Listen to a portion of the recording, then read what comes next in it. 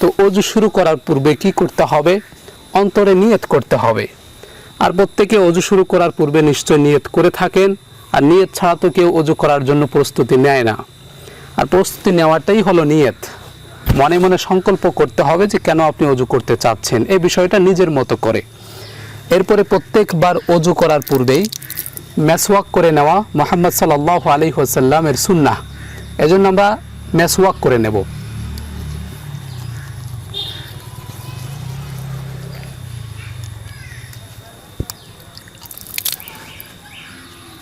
ভালো করে মেসওয়াক করে নেব। মেসওয়াক করার একটা অর্থ হলো দাঁত পরিষ্কার থাকে, মুখে দুর্গন্ধ দূর হয় এবং দাঁতের ফাঁকে যে ময়লা আবর্জনা লেগে থাকে, যেগুলো বেশিক্ষণ থাকলে দাঁতের ভিতরে ইনফেকশন হয়ে যেতে পারে। এই জন্য ইসলামের সুন্দর একটা সিস্টেম, মুহাম্মদ সাল্লাল্লাহু আলাইহি সাল্লামের একটা সুন্নাহ, ওযু শুরু করার পূর্বেই মেসওয়াক করে নিতে হয়। আল্লাহ রাসূল সাল্লাল্লাহু আলাইহি সাল্লাম বলতেন যে আমার উম্মতের জন্য খুব কষ্ট হয়ে যাবে এটা যদি আমি মনে না করতাম, তাহলে প্রত্যেক ওযুর পূর্বে মেসওয়াক করাকে বাধ্যতামূলক করে দিতাম। আর এটার অনেক ফজিলত রয়েছে, ওযুর পূর্বে মেসওয়াক করার অনেক বেশি ফজিলত রয়েছে। এজন্য ভালো করে মেসওয়াক করে নেবেন। আমি আপনাদেরকে শুধু দেখালাম। এরপরে প্রথমে শুরু করতে হবে বিসমিল্লাহ বলে। বিসমিল্লাহ বলে ওযু শুরু করতে হবে। প্রথমে দুই হাত ভালো করে ধৌত করতে হবে, ডান হাত থেকে শুরু করে বাম হাত। এবং খেয়াল রাখবেন, যখন আপনি হাত ধুচ্ছেন প্রথমে দুই হাতের আঙ্গুলের মধ্যে দিয়ে আঙ্গুল ঢুকিয়ে এভাবে খেয়াল করে নেবেন যেন কোনো অংশ শুকনো না থাকে। ভালো করে দুই হাত ধুবেন 1 থেকে 3 বার। এটা এরকম নয় যে 3 বারের বেশি ধোয়া যাবে না অথবা 3 বারের কম ধোয়া যাবে না, বিষয়টা এরকম নয়। বরং আপনি যতক্ষণ পর্যন্ত পরিপূর্ণ হাত না ধৌত করতেছেন ততক্ষণ পর্যন্ত এভাবে ধৌত করবেন। এবং দুই হাতের ফাঁকা জায়গাগুলো অর্থাৎ আঙ্গুলের ফাঁকা জায়গাগুলোর মধ্য দিয়ে আঙ্গুল ঢুকিয়ে দিয়ে খেয়াল করে নেবেন। প্রথমে ডান হাত, তারপরে বাম হাতের কবজি পর্যন্ত ভালো করে।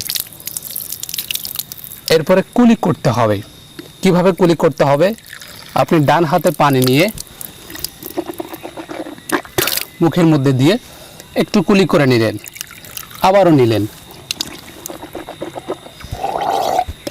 একটু গড়গড়া করলেন, যে ভিতরে কোনো দুর্গন্ধ থাকে, যদি ময়লা থাকে তাহলে সব বের হয়ে যাবে। আর একবার করতে পারেন।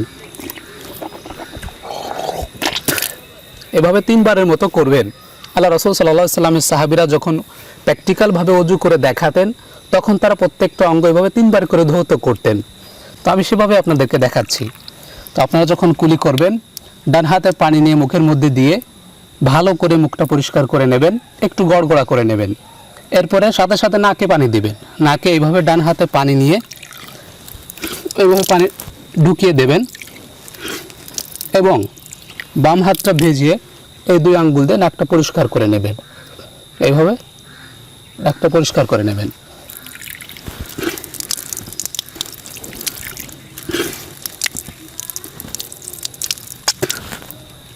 এরপরে সমস্ত মুখমণ্ডল ধৌত করতে হবে।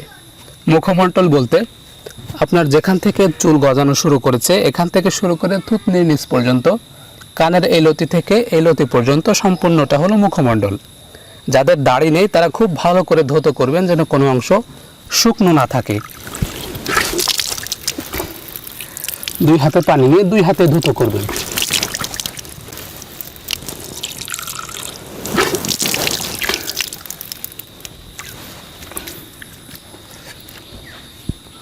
আর যাদের ঘন দাড়ি আছে তারা একটু এভাবে খেয়াল করে নেবেন।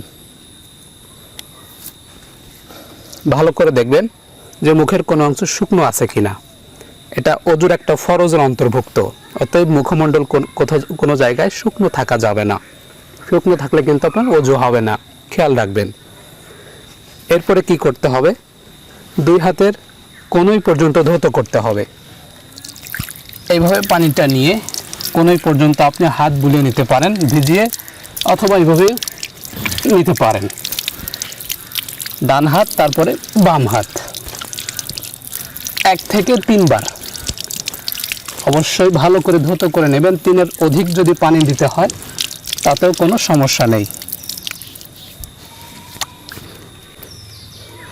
এরপরে মাথা মাসেহ করতে হবে। তো নারী পুরুষ সকলেই কিভাবে মাথা মাসেহ করবেন খুব খেয়াল করে দেখে নেন। প্রথমে 2 হাত ভিজিয়ে এরপরে হাতের আঙ্গুলগুলো মাথার এই অগ্রভাগ থেকে শুরু করে একদম আপনার শেষ ভাগ পর্যন্ত নিয়ে যাবেন। এই আঙ্গুলগুলো ভিজিয়ে ঝেড়ে নিয়ে তারপরে মাথার শুরু থেকে বুলিয়ে নিয়ে আপনি একদম শেষ পর্যন্ত ঘাড় পর্যন্ত নিয়ে যাবেন। সম্পূর্ণ মাথা মাসেহ করা হলো, এটা সুন্নাহ। মাথার সামনের অংশ যদি আপনি মাসেহ করে শেষ করে ফেলেন তাতে আপনার হয়ে যাবে। মাথার শুরু থেকে শেষ পর্যন্ত বুলিয়ে নেওয়াটা হলো সুন্নাহ। এজন্য আমরা চেষ্টা করব অন্তত একবারের বেশি 2 বার করা লাগবে না। হাতটা ঝেড়ে নিয়ে শুরু থেকে এভাবে টেনে শেষ পর্যন্ত এই গর্দান পর্যন্ত নিয়ে যেতে হবে। আমরা হাদিসের মধ্যে এই গর্দান পর্যন্ত টেনে নিতে হবে এই কথাগুলো উল্লেখ পাই। তবে অনেকে আবার অতিরিক্ত করেছেন যে গর্দান মাসেহ করতে হবে, এটা সুস্পষ্টভাবে হাদিসে উল্লেখ করা হয়নি। হাদিসে উল্লেখ করা হয়েছে যখন মাথা মাসেহ করতে হবে হাতের আঙ্গুলগুলো সামনে থেকে শুরু করে নিয়ে একদম গর্দান পর্যন্ত সম্পূর্ণ মাথায় এভাবে একবার মাসেহ করে নিতে হবে। আমি আবারও দেখিয়ে দিচ্ছি। 2 হাত কোণে পর্যন্ত ধোয়ার পরে হাতটা একটু ভিজিয়ে নিয়ে আপনি মাথার শুরু থেকে একদম গর্দান পর্যন্ত একবার বুলিয়ে নেবেন। যাদের চুল ছোট আছে তারা আবার এইভাবে করে ফিরিয়ে নিয়ে আসবেন, শেষ থেকে আবার উল্টা ফিরিয়ে নিয়ে আসবেন। আর মহিলা যাদের চুল অনেক বড় আছে তারা শুধু এই পর্যন্ত এভাবে একবার বুলিয়ে নিলেই হবে। এই পর্যন্ত একবার বুলিয়ে নিলে হবে, চুলের নিচে অথবা চুলের আগা পর্যন্ত নেওয়ার কোনো প্রয়োজন নেই। মাথার শুরু থেকে সম্পূর্ণ মাথা একবার এইভাবে মাসেহ করলে হয়ে যাবে। এরপরে হাত ধুইতেও পারেন, নাও ধুইতে পারেন। কান মাসেহ করবেন। কান মাসেহ করবেন কিভাবে? 2টা শাহাদাত আঙ্গুলি দিয়ে ভিতরের দিকে পরিষ্কার করে নেবেন এবং বৃদ্ধ আঙ্গুলি দিয়ে পার্শ্বে পরিষ্কার করে নেবেন। কান মাসেহ করা হয়ে গেল।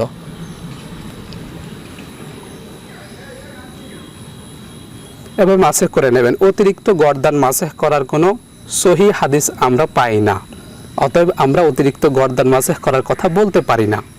যারা বলেছেন দুর্বল হাদিস থেকে, দুর্বল হাদিসের উপর আমল তো সাবেত হতে পারে না। এরপরে আপনার পাও ধুতে হবে ভালো করে। পাও ধুবেন কিভাবে? প্রথমে খেয়াল করবেন যে পায়ের কোনো আঙ্গুলে যেন শুকনো না থাকে। আঙ্গুলের মাঝখান দিয়ে হাত দিয়ে এভাবে খিলাল করে নেবেন। এরপরে পায়ের টাকনি পর্যন্ত, গোড়ালি পর্যন্ত ভালো করে ধৌত করে নেবেন। 3-এর অধিকও ধৌত করা লাগতে পারে, আবার 2 বারও হয়ে যেতে পারে। চেষ্টা করবেন যেন 3 বার করতে পারেন। প্রথমে আঙ্গুলগুলো খিলাল করে নেবেন, আঙ্গুলের কোনো ফাঁকা জায়গা শুকনো না থাকে। এরপরে গোড়ালি পর্যন্ত, টাকনি পর্যন্ত ভালো করে ধৌত করে নেবেন। এই হয়ে গেল অজু। আমি শেষ করার আগে আবারও বলছি, অজুর শুরুতে কিন্তু বিসমিল্লাহ পড়তে হবে। আপনি যখন অজু শুরু করছেন বিসমিল্লাহ বলে পানিতে হাত দিবেন। বিসমিল্লাহ না বললে কিন্তু অজু পরিপূর্ণ হবে না। এজন্য অবশ্যই বিসমিল্লাহ বলতে হবে। বিসমিল্লাহ ছাড়া অজুর শুরুতে আর কোনো মাসনুন দোয়া নেই। অনেকে অজুর দোয়া জিজ্ঞাসা করতে চায় বা আমাদের কাছে জিজ্ঞাসা করে যে অজুর শুরুতে কি দোয়া পড়তে হবে। আমরা সহিহ হাদিসে দেখি যে রাসূলুল্লাহ সাল্লাল্লাহু আলাইহি ওয়াসাল্লাম অজুর শুরুতে শুধু বিসমিল্লাহ পড়তে বলেছেন। বিসমিল্লাহ অর্থাৎ আল্লাহর নামে শুরু করলাম, এতটুকু যথেষ্ট, আর কোনো দোয়াই লাগবে না। অজুর মাঝখানেও আর কোনো দোয়া লাগবে না। তবে অজু শেষ করার পরে একবার কালেমায়ে শাহাদা পাঠ করতে হবে। আশহাদু আল্লা ইলাহা ইল্লাল্লাহু ওয়াহদাহু লা শারীকা লাহু ওয়া আশহাদু আন্না মুহাম্মাদান আবদুহু ওয়া রাসূলুহু। এই কালেমা শাহাদা পাঠ করতে হবে অজু শেষ করার পরে। আল্লাহ রাসূল সাল্লাল্লাহু আলাইহি সাল্লাম বলেছেন, যে ব্যক্তি অজু শেষ করার পরে কালেমা শাহাদা পাঠ করে তার জন্য জান্নাতের 8টি দরজাই খুলে দেওয়া হয়। সে যে দরজা দিয়ে ইচ্ছা জান্নাতে প্রবেশ করতে পারে। সুবহানাল্লাহ। তো কালেমা শাহাদা পাঠ করার পরে আর একটা দোয়া হাদিসের মধ্যে পাওয়া যায়, সহিহ মুসলিমের হাদিসে।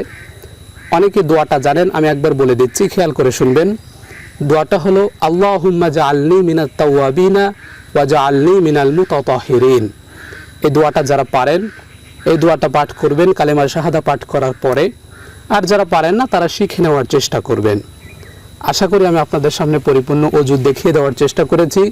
নারী পুরুষ সকলেই এভাবে অজু করতে হবে, ভিন্ন কোনো পদ্ধতি নেই।